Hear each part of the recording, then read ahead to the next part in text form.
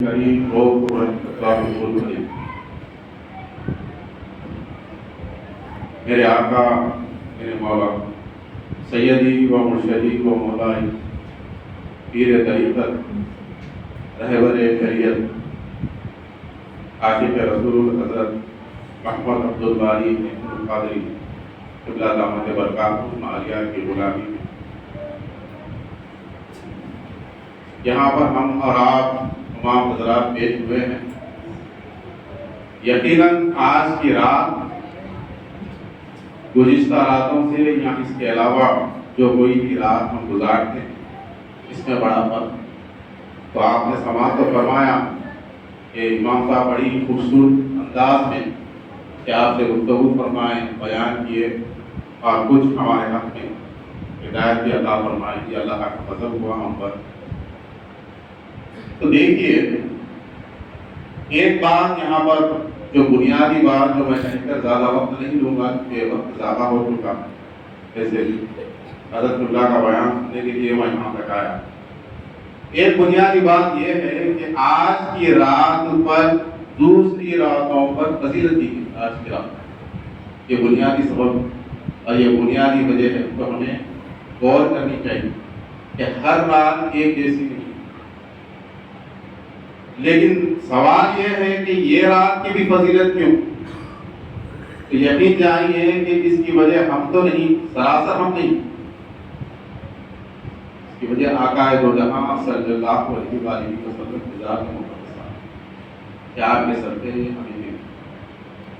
تو آج کی رات کی فضیلت تو آپ سنیں گے، لیکن میں ایک بات ضرور کہوں گا جو حالات جو آج معاشرے میں چل رہے ہیں اس کے تعلق سے اور آج کی رات کی نسبت ایک ضروری بات ہو کہ اللہ تبارک و تعالیٰ نے جب یہ کہا کہ دیکھیے رمضان کا مہینہ ہے، اس میں نیکیاں بڑھ جاتی ہیں، تو یقیناً ہم سارے اس میں داخل ہو جاتے ہیں. ایک اللہ کا فضل ہے، یہ کسبی معاملہ نہیں، یہ وہابی معاملہ ہے. ایک خاص فضل ہوتا ہے کہ رمضان کے علاوہ وہ عمل ہم کر نہیں سکتے جو رمضان میں خاص کر کے جو ہمیں توفیق نصیب ہوتی ہے. تو کوئی نسبت ہے جس کی توفیق سے ہم عمل کرتے ہیں کہ بتانا مقصود ہے. کہ ایک حدیث قدسی سناتا ہوں پھر اس کے بعد میں اپنے بیان کو سمجھ لوں گا کہ اللہ تبارک و تعالیٰ نے فرمایا کہ میرے بندوں میں سے کوئی بندے ایسے ہوتے ہیں کہ جو فرائض کی ادائیگی کے بعد نوافل کے ذریعے سے میرا قرب حاصل کرتے ہیں، اور پھر وہ قرب ایسا حاصل کرتے ہیں کہ جب وہ چلتے ہیں تو میں ان کے پیر بن جاتا ہوں، جب وہ کلام کرتے ہیں تو میں ان کی زبان، جب وہ دیکھتے ہیں تو میں ان کی آنکھ بن جاتا ہوں، جب وہ ہاتھ بڑھاتے ہیں تو میں ان کے ہاتھ بن جاتا ہوں، اور جب مجھ سے اگر وہ کچھ طلب کرتے ہیں تو میں اسے پورا فرماتا ہوں. تو یہ اصل مقصود ہے اس حدیث قدسی کے ذریعے سے میں کچھ آپ کو کہنا چاہ رہا ہوں. جو کوئی بھی دنیا میں آپ لگا لیتے ہیں، عالم اسلام کی بات کر رہا ہوں کہ سرکار دو عالم صلی اللہ علیہ وسلم کا جو دور تھا اس میں بہترین دور تھا، چونکہ حضور کی نسبت جو صحابہ کرام کی جو تربیت ہوئی ہے اس لیے وہ دور سب میں اعلیٰ و بہتر دور ہوا. لیکن بعد ازاں چاہے وہ دور جو کچھ بھی عروج میں آیا، سوچئے کہ کس وجہ سے کہ فقط ہم ایک نظر میں رکھتے ہیں کہ یہ رات کی فضیلت ہے تو لہٰذا ہر رات کو چھوڑ کر ادھر آتے ہیں. لیکن یقین مانیے میری یہ بات کہ اللہ تبارک و تعالیٰ نے سرکار کی امت میں ایسے لوگوں کو پیدا فرمایا اس رات کے علاوہ بھی ان کے ساتھ اگر ایک رات بتانا ایسا ہے کہ آپ 1000 راتیں کوئی اور بتانا اور ان کے ساتھ میں ایک رات بتانا. یہ میں جو آپ کو کہنا چاہ رہا ہوں اس کی وجہ یہی ہے. دیکھیے جتنے بھی سلطان اگر جو ایمان والے گزرے ہیں اگر انہیں کامیابی عطا ہوئی ہے تو کسی نہ کسی بزرگ کے در سے ہوئی ہے، کسی نہ کسی کی صحبت اختیار کرنے کی وجہ سے ہوئی ہے. اسی طرح سے کوئی بھی ولی اگر اپنے کمال پر پہنچا ہے تو تبھی بھی اس لیے کہ وہ کسی ایسی انسان یا ایسی ولی کی صحبت اختیار کی ہے اس نے جس وجہ سے اسے اعلیٰ درجہ مقام عطا فرمایا. تو میں کہنا ہی یہی چاہ رہا تھا کہ فضیلت کا جو مقام ہے اسے سمجھیے. فقط یہ نہیں کہ آج کی رات اگر آپ آئے، آپ نے عبادت کی، کہ ماشاءاللہ وہ زبردست بات ہے کہ آپ اس کے جو ہے ثواب کے حقدار بنے، لیکن اس کے بعد اگر آپ گناہ کرتے ہیں تو آپ بخشے نہیں جائیں گے۔ تو بتانا مقصد یہ ہے کہ ایسی دائمی صحبت اختیار کریں جو آپ کو رہبر و رہنمائی کر سکے، آپ کی آخری سانس تک کو آپ کی صحبت جو ہے نا آپ کو فائدہ پہنچا سکے۔ اور وہ کن کی ہے؟ وہ بے شک اولیاء و صالحین کی ہے۔ اور وہ جماعت اولیاء صالحین کی کون سی ہے؟ وہ تصوف کی ہے۔ اس پر غور کریں، میں یہی تو آپ کو بتانا چاہ رہا ہے۔ اگر مولانا روم رحمۃ اللہ تعالی علیہ اگر آج ہم نام لیتے ہیں تو یوں ہی نہیں لیتے ہیں، کیوں؟ مولانا روم رحمۃ اللہ تعالی علیہ نے مولانا روم بننے سے پہلے آپ نے جامع تلفظ فرمائی، آپ غلامی اختیار فرماتے ہیں شاہ شمس تبریز رحمۃ اللہ تعالی۔ خواجہ بندہ نواز کے سدراز رضی اللہ تعالیٰ کا مقام و مرتبہ خالی نہیں ہوا، آپ کے پیر و مرشد کی طرف آپ متوجہ ہوئے، آپ کی غلامی میں آپ نے اپنی زندگی بسر۔ اسی طرح سے نظام الدین اولیاء خالی نہیں بنے جب تک کہ وہ آپ بابا فرید رحمۃ اللہ تعالی علیہ کی صحبت میں اختیار ہے۔ وہی حال پھر بابا فرید رحمۃ اللہ تعالی علیہ کا ہے کہ جب آپ بختیار کاکی رحمۃ اللہ تعالی علیہ کی صحبت میں جاتے ہیں تو بابا فرید، پھر بختیار کاکی رحمۃ اللہ تعالی علیہ کا بھی یہی حال ہے کہ جب آپ خواجہ معین الدین چشتی رحمۃ اللہ تعالی علیہ کے پاس جب گئے، جب آپ نے جامع تلفظ اختیار کیا، جب آپ غلامی اختیار کرے تب جا کر آپ خواجہ معین الدین چشتی رحمۃ اللہ تعالی علیہ میں۔ پھر یہی حال غوث اعظم کا ہے، جنید بغدادی کا ہے، امام سری سبتی کا ہے، حتیٰ کہ چار ائمہ جو گزرے ہیں، امام اعظم، امام مالک، امام شافعی، امام احمد بن حنبل، ان سب کا یہی حال ہے۔ امام اعظم رحمۃ اللہ تعالی علیہ فرماتے ہیں کہ اگر میں 2 سال امام جعفر صادق رضی اللہ تعالی عنہ کی صحبت میں اختیار اگر صحبت میں نہ بیٹھتا تو میں ہلاک ہو جاتا۔ آپ سوچئے 4000 سے زائد آپ کے استاد تھے، کتابوں اور علم کا وہ مقام ہے آپ کا، لیکن آپ کی عاجز و انکساری اور آپ کا اخلاص اور آپ کی استقامت اور آپ کی دیانتداری کا عالم دیکھیے کہ آپ یہ فرما رہے ہیں کہ امام جعفر صادق رضی اللہ عنہ کے باعث اگر میں نہ ہوتا تو میں ہلاک ہو جاتا۔ آج ہمارے پاس کیا ہے بولیے؟ اگر ہم دیکھیں تو ہمیں نماز کا، جیسے آپ بتا رہے تھے امام صاحب، ہمیں نماز کا نہیں معلوم، نماز تمام حقوق کے ساتھ ادا نہیں کر سکتے۔ اگر نماز تمام حقوق کے ساتھ ادا تب ہوگی کہ جب نماز کی شرائط ہمیں معلوم، فرائض ہمیں معلوم، لیکن شرائط فرائض سے بھی قبل ہمیں پھر اس کے وضو کے شرائط اور فرائض کا معلوم ہونا چاہیے، پھر شرائط وضو کے لیے پھر ہمیں طہارت کا معلوم ہونا چاہیے، طہارت کے لیے نجاست کیا چیز ہوتی معلوم ہونا چاہیے، پھر نجاست کے لیے بھی نجاست سے پاکی کس شے سے حاصل ہوتی وہ پانی ہے، وہ پانی کے بارے میں معلوم ہونا چاہیے۔ پانی میں بھی دیکھیے اللہ تبارک تعالیٰ کی شان دیکھیے، علماء فرماتے ہیں کہ پانی 2 طرح کے ہیں، ایک آپ کھانے پینے کے لیے استعمال کر سکتے ہیں، لیکن اس کے اندر آپ انگلی وغیرہ ڈال دیں تو وہ آپ وضو کے لیے استعمال نہیں کر سکتے۔ تو بتایا کہ ایک پانی ایسا ہوتا ہے جو طاہر تو ہوتا ہے کہ آپ کھانے پینے کے لیے استعمال تو کر سکتے ہیں، لیکن مطہر نہیں ہوتا، یعنی کہ وہ آپ کو پاکی حاصل کرنے کے لیے استعمال نہیں کیا جا سکتا۔ تو ایک پانی طاہر ہے کہ آپ اسے استعمال تو کر سکتے ہیں، آپ کا یہاں آنا میں یہ کہہ رہا ہوں کہ آپ طاہر تو بن سکتے ہیں، لیکن اگر وہ نجاست جو ظاہری طور پر جو پانی سے تو جاتی ہے لیکن جو گناہوں کی ہے، جو بغض ہے، کینہ ہے، کپٹ ہے، یا پھر یوں کہہ لیں کہ شرک و کفر جیسی بھی نجاستیں ہیں جو باطن میں رہتی ہیں، اس سے اگر نجاست سے اگر پاک ہونا چاہے تو کیا کریں؟ تو پھر وہ لوگوں کی مجلس میں بیٹھنا چاہیے جو صرف طاہر نہیں مطہر بھی ہونا چاہیے، کہ جن سے مست ہونے کے بعد، جن سے نسبت جڑنے کے بعد پھر وہ آپ کو پاک اور صاف کر سکے۔ قرآن مجید کی بھی آیت اس کے اوپر ہے، لیکن زیادہ وقت نہیں لینا چاہتا، یہی بتا رہا ہوں۔ ایک تو رات ہے، آج کی رات جنہوں نے یہ جو محفل سجائی ہے، یہ ایک رات کی محفل نہیں، آپ کے حق میں ہزاروں رات سے افضل کی رات سجانے کی محفل کا اجر ہے جس نے بھی سجایا۔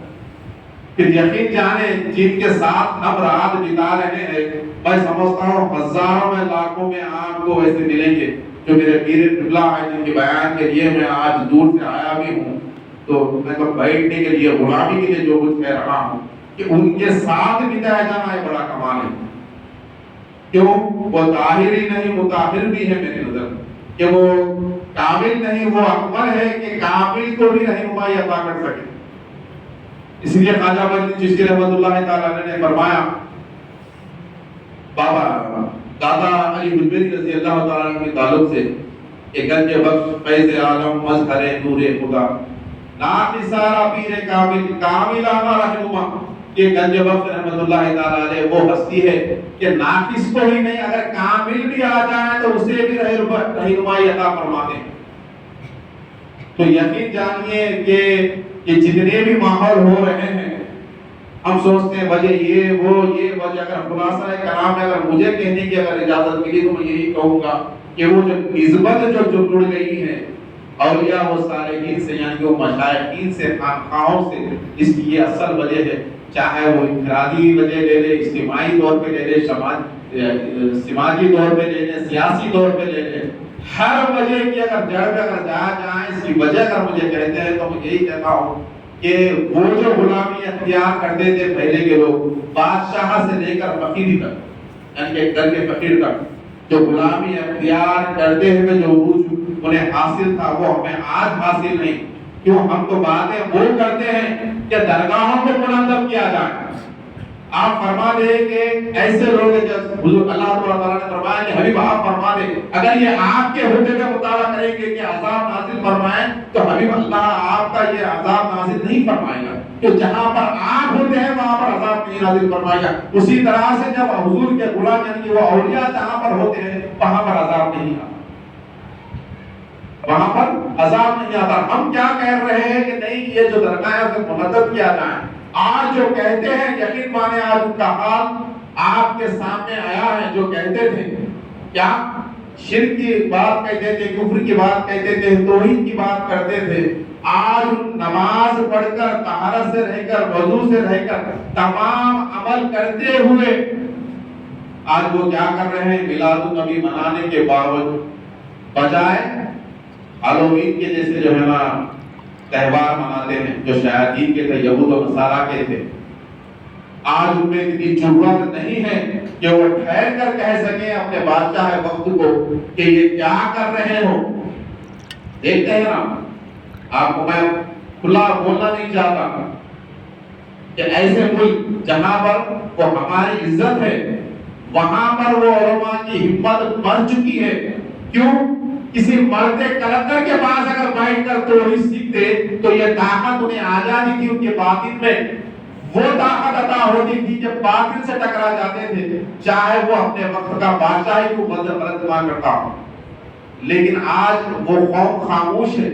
اگر بادشاہ جو بھی کرے بدلے میں، یہاں تو 3 درجے بیان کیے گئے ہیں اسلام میں کہ اپنے ہاتھ سے روک سکتے تو روک لو، یا اپنے زبان سے روکو، یا آپ کو اپنے دل میں برا جانو۔ لیکن وہ لوگوں کا حال کیا ہے؟ دیکھیے، جو غلامی اختیار نہیں کرتے کسی مرد کلندر کا، وہ حال یہ ہے کہ یہ 3 درجے سے بھی نیچے اتر گئے ہیں کہ ہر جمعہ ان کی مجبوری ہے کہ وہی بادشاہ کے لیے دعا کرنا پڑتا ہے۔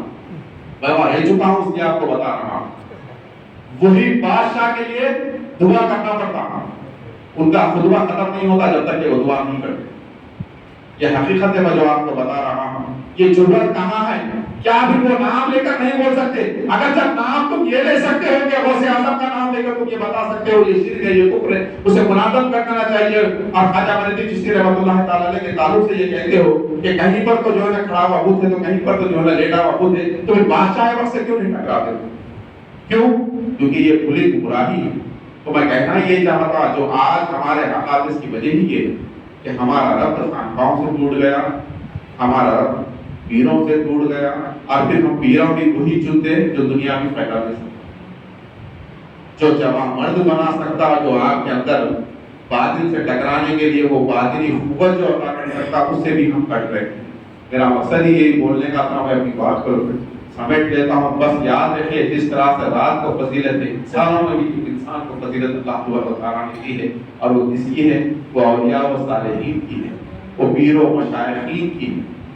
یہ بات یقین کر لیجیے۔ ویسے تو کہنا سب بہت کچھ چاہتا تھا، لیکن چونکہ میں اپنی بات کو کہہ کر رکھ دیتا ہوں، میں اس سے زیادہ وقت نہیں لوں گا۔ پھر بھی آپ لوگوں کا صبر ہے کہ آپ نے پھر بھی وقت دیا، اور خاص کر کے ہمارے امام صاحب، بہت میں شکر ادا کرتا ہوں آپ کا کہ آپ نے جو ہمیں وقت دیا ہے۔ آئیے آج اور ہم انشاءاللہ تعالی لیلۃ القدر کی جو سورہ ہے اس کی عرفانی تفسیر میں جو ہے میں حضرت سے گزارش کرتا ہوں کہ تھوڑا سا ہمیں عطا فرمائیں آج کے حصے میں، کیونکہ میرا پہلے سے بھی بہت سوال تھا اس تعلق سے، تو آپ لوگوں کے ساتھ ساتھ میں بھی آپ سن لوں گا اس بارے میں۔ آپ نے تو سنا تو ہوگا، لیکن ایک تفسیر عارفوں کی بھی ہوتی ہے، وہ آج انشاءاللہ آپ سماعت کریں گے۔ اور میں چاہتا ہوں کہ جو بھی لوگ کسی نہ کسی بزرگ سے آپ نسبت اختیار کریں، ان کی صحبت میں رہیں، یہ صحبت ہے جو آپ کو بچا سکتی ہے، یقین جانیے۔ اور اگر جو نہیں ہے کسی کی صحبت میں، کسی نہ کسی کے تو جائیے۔ میں تو یہی کہتا ہوں، ہزاروں اور لاکھوں میں لٹ سنیں گے تو میرے پیر جیسا پیر شاید ہی نہیں ملے۔ تو اللہ تعالیٰ سے دعا ہے کہ جو بھی کہنے سننے میں غلطی تو فضل و کرم سے معاف فرمائیں۔ تعدم حیات اور اس حیات کے بعد جو زندگی آنے والی ہے، اللہ کسی پیر کامل کے ساتھ ہم سب کو جو ہے نا کھڑا کرے، اور اللہ تعالیٰ اپنا دیدار ان کے جب ان کے اپنا دیدار عطا فرماتا ہو، ہمیں بھی اپنا دیدار عطا فرمائے۔ السلام علیکم ورحمۃ اللہ۔